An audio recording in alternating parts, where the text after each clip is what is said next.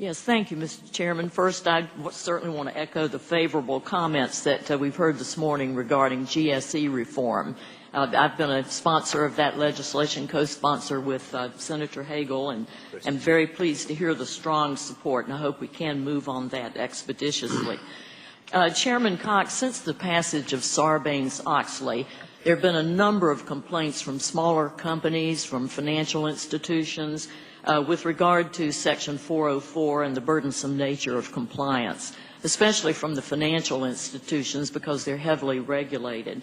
Has there been any thought of easing the Section 404 requirements for these institutions? Most definitely, Senator.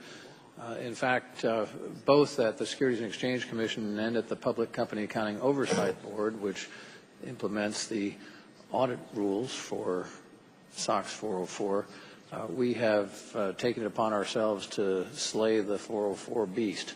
It has been more than any part of Sarbanes-Oxley the subject of criticism both here in the United States and abroad, not so much because of what Congress intended this provision to do, but because of the way that it was implemented.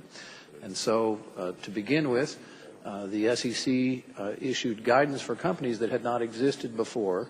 The companies were having to use the guidance that was intended for auditors so that they could do their own internal assessment without the auditors under 404A. And second, we repealed entirely the long and cumbersome and very expensive auditing standard that had been adopted under very urgent conditions right after the passage of Sarbanes-Oxley, audit standard number 2, and replaced it with something that is shorter, simpler, more principles-based, top-down, risk-focused, guided by materiality and scaled to companies of all sizes. That is now going to kick in for this year, and we're going to have a cost study. We do have a cost study underway at the SEC to make sure that it's working as we intended. Finally, with respect to the smaller public companies, we have on multiple occasions extended their time for compliance, and we have just done so one more time into 2009. Thank you.